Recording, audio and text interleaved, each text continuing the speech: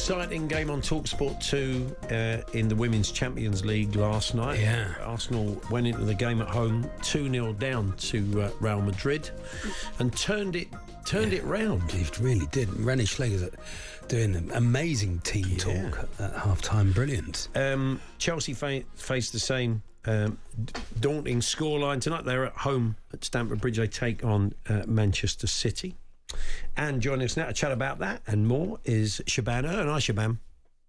Good afternoon, gang. How are you? You okay? Yeah, good. Thank Very you. good, I mean, Shebahn. that was a great performance by Arsenal, wasn't it? To brilliant. turn it round like that. Alessia Russo was on it on the night, and to come through that'll give Chelsea a bit of confidence going in, knowing that you can turn a tie round like that.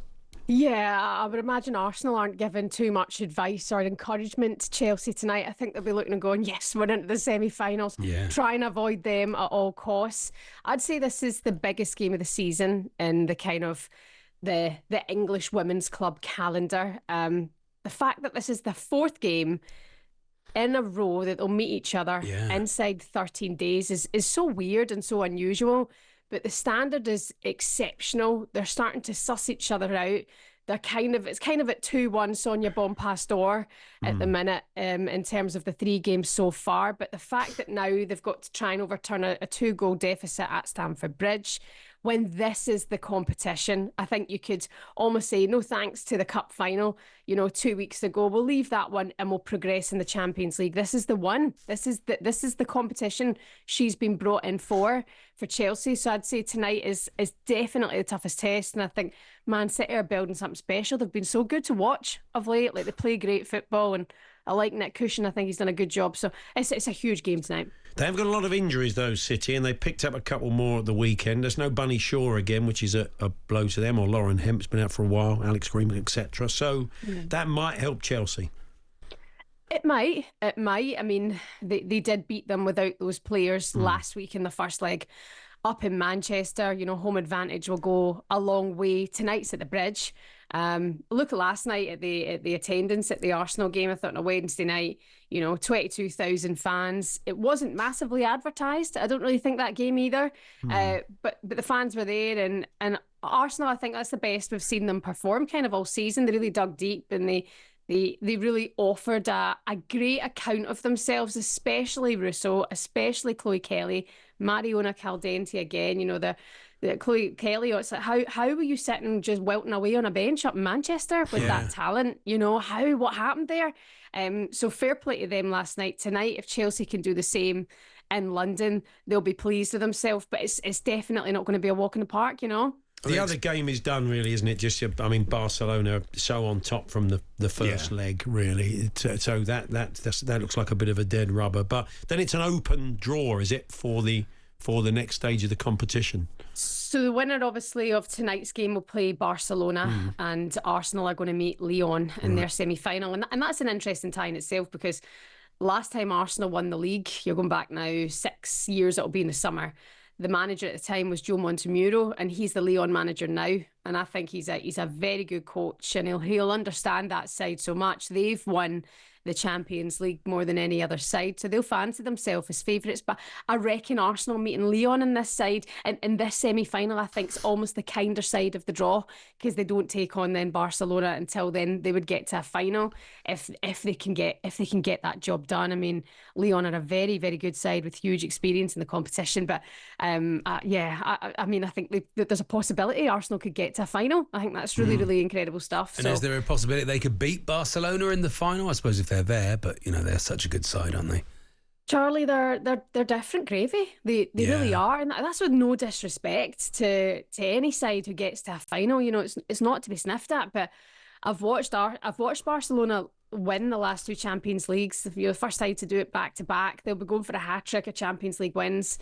They're different, they're bred different over there. Is that from long-term investment, do you think, Shebahn? Because they've been invested in for longer. Yeah, I mean, but there's the problems with Spanish football. You see, like, say, Keira Walsh, Lucy Bronze. There's reports that some Spanish players, big names, would want to come play in the WSL because they believe that the league's going in the right direction and they're being supported and invested in even more. But like my sister, for example, she'll say it's just the way they're brought up. Yeah. They're brought up to play football differently at grassroots level. The way they play, the technicality, fast pace, fast moving, tiki-taka, whatever like that.